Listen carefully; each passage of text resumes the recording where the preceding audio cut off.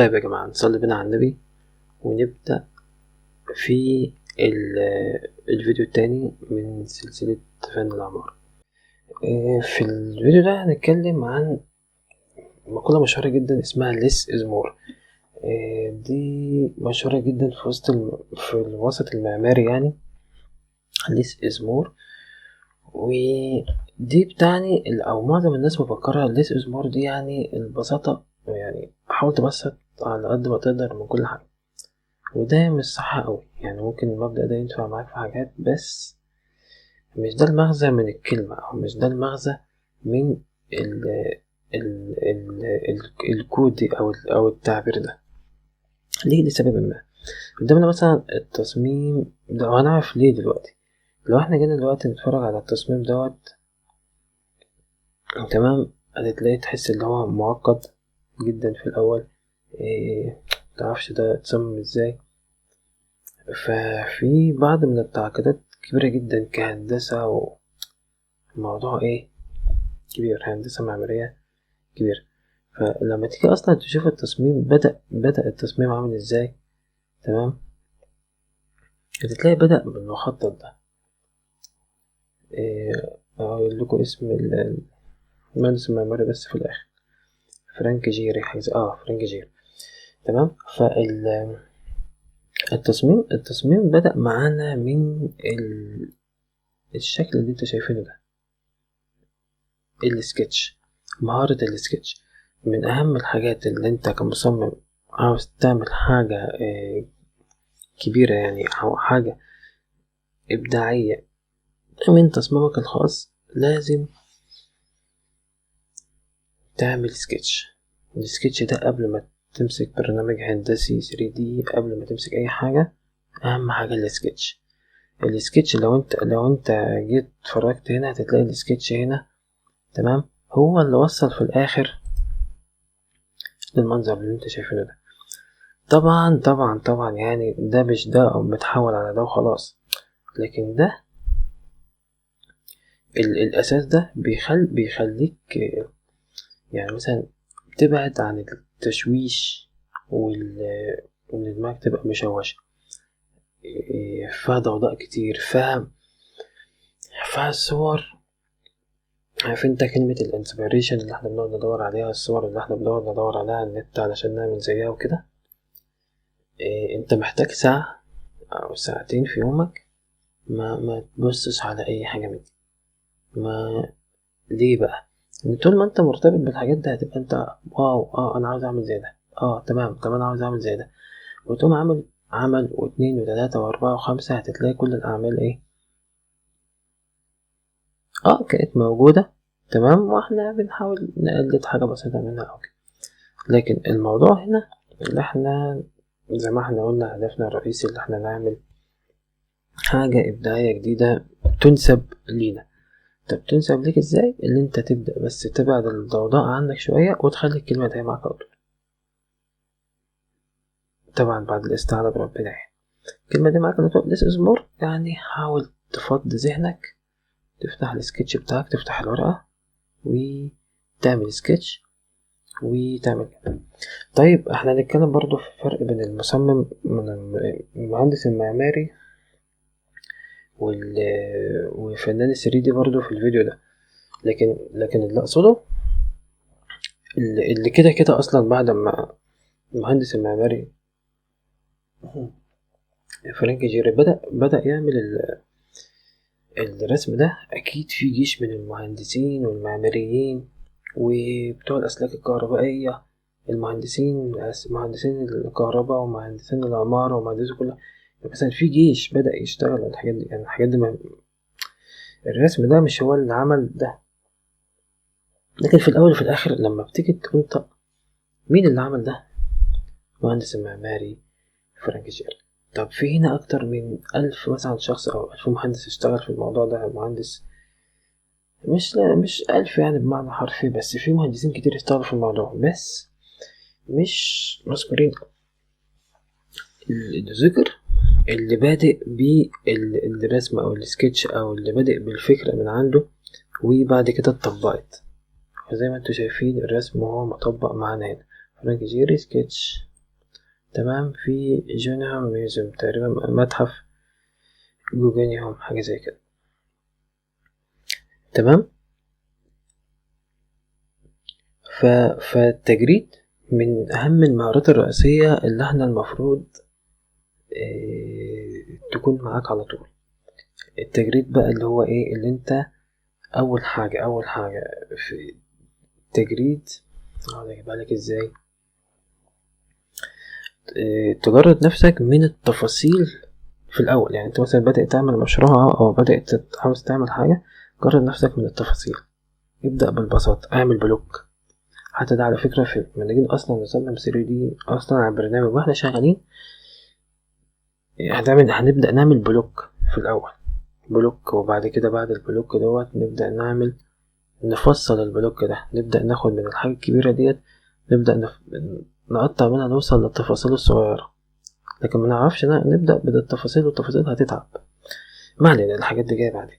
لكن اللي أقصده، اللي التجريد هنا بمعنى اللي انت تجرد معاك من كل حاجة، تشيل شوية التشويش اللي جواها كده، تبدأ تعمل السكتش بتاعك تقريبا زي بالمنظر اللي انت شايفه ده. حاجة كمان، السكتش طبعا ما ينفعش يبقى وهم، يعني ما ينفعش تعمل حاجة مثلا إيه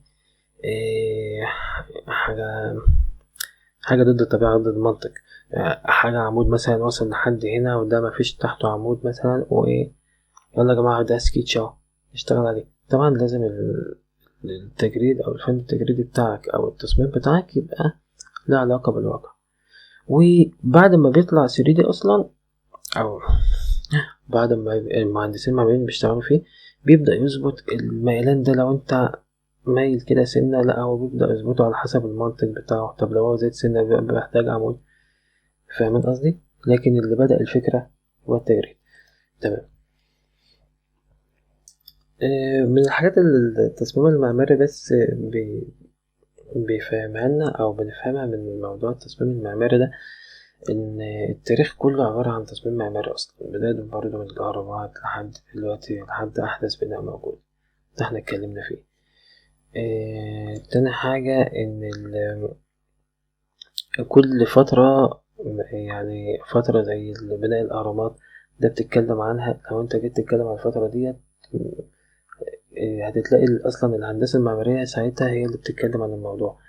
المعابد اليونانية الكلاسيكية، الجوامع كانت في مصر. مثلا يعني بيختلف العصر الأموي عن العصر الأموي عن العباسي. تمام. فتتلاقي أصلا لما تيجي تقول العصر العباسي، هتلاقي المأذنة بتاعتهم كانت شكلها عاملة كذا. العصر الفاطمي كانت المأذنة بتاعتهم كده. هتلاقي كل عصر أصلا انت لما تيجي تتكلم هتلاقي ده العصر كذا، ليه؟ بتحدد الزمن بتاعك أو طريقة اللي الناس عايشة ازاي بالمعمار أصلا. وده تقريبا يعني مفهوم لحد ما. هتلاقي اليابان مثلا المعمار بتاعها ماشي بطريقة معينة، الصين كذلك. هتلاقي المعمار بيتكلم عن ثقافة الشعب أصلا اللي موجودة فيه. وانت لما بتيجي تتكلم عن الشعب ده، فبتقول المعمار بتاعهم كذا كذا كذا. فالمعمار أصلا فن بيعبر عن الفترة الزمنية اللي موجودة في الوقت ده. تمام. طيب طبعا أنا هسيب لكم المصادر كلها تحت الفيديو إن شاء الله. ومش المصادر بس، هسيب لكم شوية مقالات كتير جدا لو انت حابب تقرا في الموضوع. طبعا انا مش جايب لك الموضوع بالتفصيل، الموضوع متشابه جدا، بس بنحاول نختصر عشان نعرف نوصل للهدف بتاعنا. وهسيب لك شوية مقالات تحت الفيديو عشان لو محتوى الفيديو بقى، عشان ما نتوهش من بعض. تمام. هنتكلم احنا مهندسين معماريين ومدنيين، يعني احنا مهندس معماري اصلا ولا فنان مصمم 3D؟ ايه الفرق بينهم؟ ده أول حاجة نتكلم عليها. هنتكلم على 5 أساسيات لتصميم العمارة عموما يعني. وبعد كده نتكلم على السيناريو اللي انت ممكن تشتغل بيه من ضمن الحاجات يعني هنتكلم على مثال سيناريو وقصة تصميم بس. تمام. ده محتوى الفيديو ان شاء الله.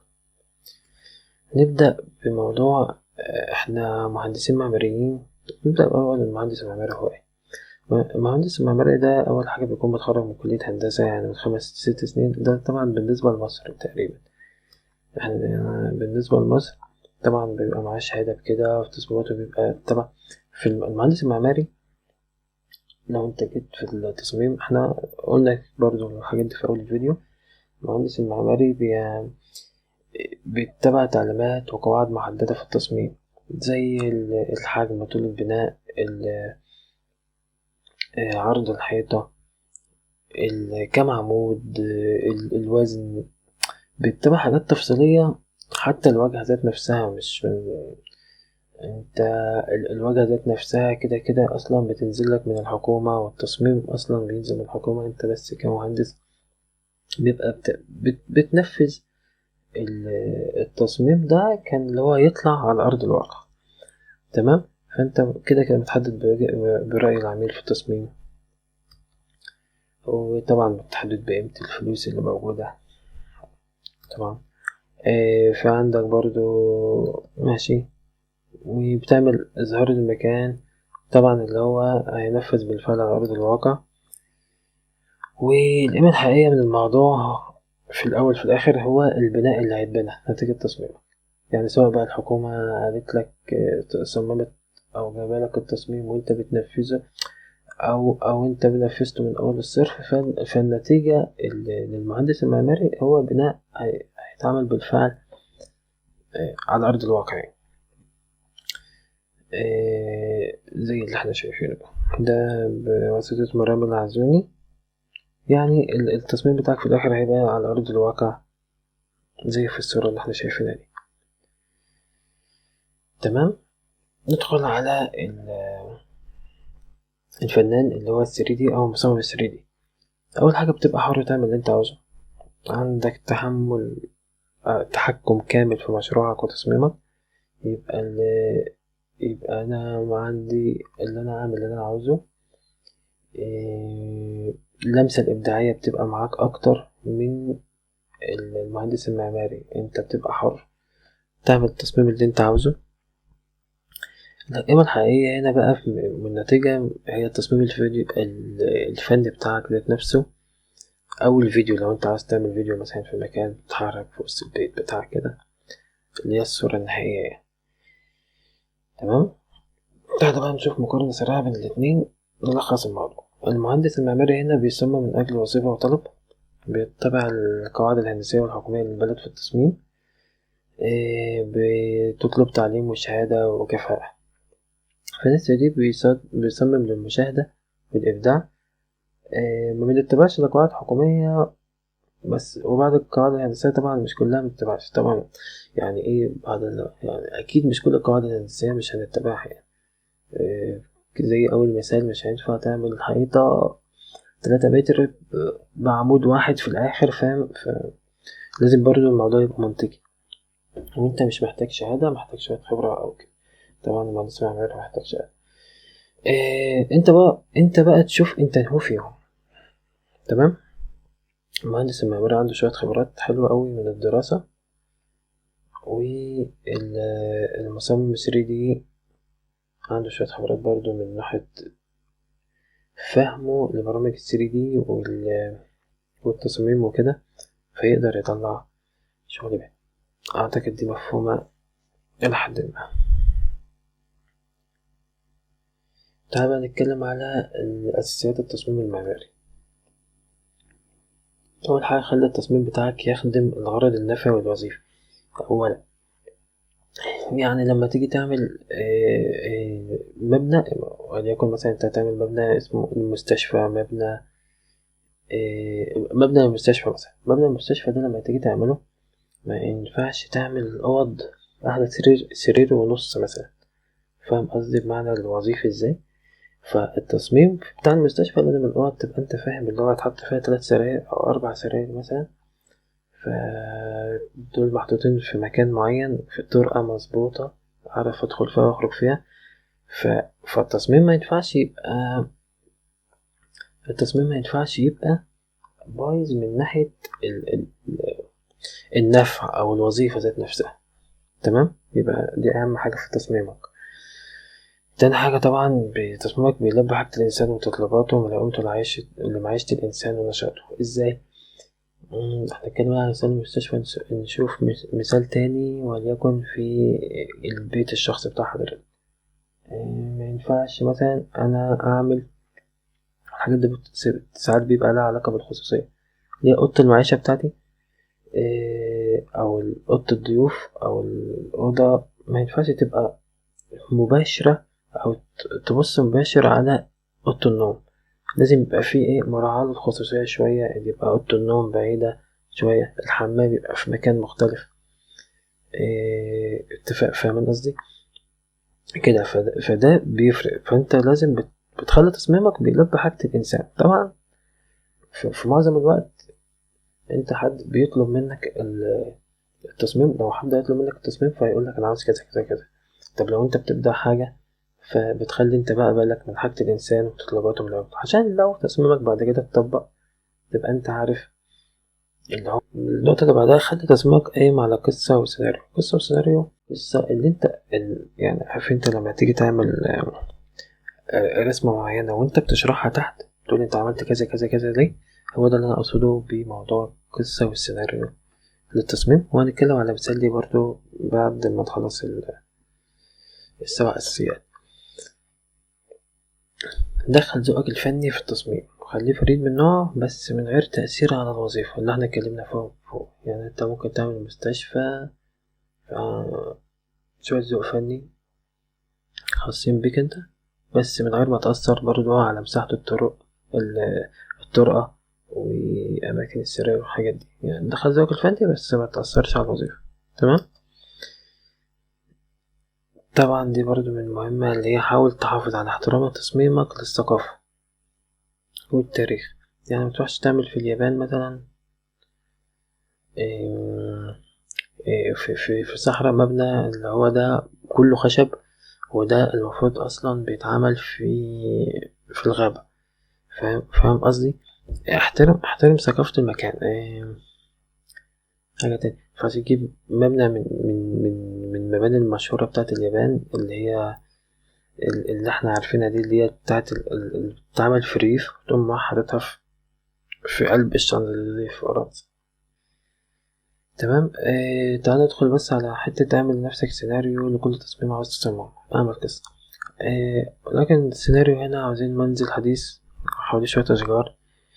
آه المتطلبات يعني بتاعة المنزل، عاوزين جراج منفصل لكن قريب من البيت، محتاج مكتب في البيت، عاوز البيت شغال بتكنولوجيا سمارت هوم زي بابا أنوار بتفتح اوتوماتيك. انت بتعمل قصة. احنا اتكلمنا في أول الفيديو اللي انت تحتاج في السكتش وتعمل سيناريو أو قصة. بس يبقى انت كده عندك تقريبا 90% من الحاجة اللي هتخليك تدخل على النقطة اللي بعدها، اللي هو انت تطلع التصميم بتاعك، سكتش وسيناريو. تمام. لو انت كاتب السيناريو بتاعك والسكتش بتاعك فانت كده وصلت لحاجة، يعتبر وصلت للتصميم بتاعك اصلا. تمام. فلنكن ده السيناريو. ندخل بقى على السكتش بتاعنا. تمام. احنا نبدأ اول حاجة بالسكتش. طبعا ده سكتش هندسي، يعني مش من زي ما احنا قلنا في اول الفيديو، بس ده عشان نطبق السيناريو اللي فات بس. فده احنا عملنا. فانت بتسمى بقى، فبتعمل الجراج لوحده، او عاوز اوضة المعيشة تبقى بعيدة عن اوضة النوم عشان يبقى فيه خصوصية. تمام. فبتصمم له الموضوع على هذا الاساس. تمام. يبقى ده السيناريو. دي شوية صور بتدل على المعمار من قديم الأزل، الثقافة أو الحضارة المصرية القديمة، الحضارة البيزنطية، الحضارة الأمريكية، التصميمات الحديثة اللي هي البراماتية، اللي هي اللي بيسموها التفكيكية، حضارة المباني الرومانية، المباني الحديثة. طبعا بتفرق بقى ما بين المباني أصلا التجارية الحديثة وما بين أصلا المنازل أو المناطق السكنية. تمام. فالتصميم المعماري زي ما انت شايف كده، متشعب من قديم الأزل لحد دلوقتي، ولسه هيحصل فيه تطور طول ما احنا عايشين. حاجة أخيرة حابب نتكلم عليها، كلمتين كده. فرانك جيري بيقول لك: يجب أن تتحدث الهندسة المعمارية عن الزمان والمكان لكن نترك الخلود. يعني احنا قاعدين بنتكلم من ساعتها خلي بالك من الزمان والمكان ومش عارف ايه، بس هو في معمار اصلا بادئ معانا من 7000 سنة لحد دلوقتي، فين بقى الزمان والمكان بتاعهم حاجة؟ فده اللي فرانك جيري بيقوله لك، اللي هو احنا هندسة معمارية احنا بنتكلم اللي هي في الزمان والمكان بس احنا في حاجات اصلا بقى 7000 سنة زمان ومكان مين؟ تمام. فدي ايه حاجة عن موضوع الزمان والمكان. حاجة تانية، التصميم والطبيعة، اللي هو ايه، ان لويس بارجا بيقول ايه: انا لو اقسم الهندسة المعمارية او المناظر الطبيعية والبستان هما بالنسبة لي هم واحد. تمام. ان البناء بتاعك يكون في وسط الاشجار متلائم او متناجس او متجانس معاه. تمام. فدي اهم حاجة انت ممكن تعملها. يعني انت مش يعني انت حتى تلاقي هنا استخدام التكتشرز او استخدام الخامات هنا هتتلاقي كلها، لان انت مش هتلاقي في فرق بينها وبين خامة الشجر ذات نفسه، في ملائمة كاملة للبيت. تمام. اللي موجود ده في وسط الاشجار، يبقى الهندسة كاملة هي هندسة واحدة، سواء بقى بستنا مناظر طبيعية ومعمارية وكده. تمام. بكده نكون خلصنا الفيديو ده عن التصميم المعماري، او اللي انا اكون لخصت شوية، هو موضوع كبير شوية بس احنا بنتكلم من هدف الابداع اكتر، مش من ناحية التفصيل في الهندسة المعمارية. تمام. أرجو يكون بس الهدف ده واصل لكم يعني. تمام. نكمل الفيديو الجاي إن شاء الله.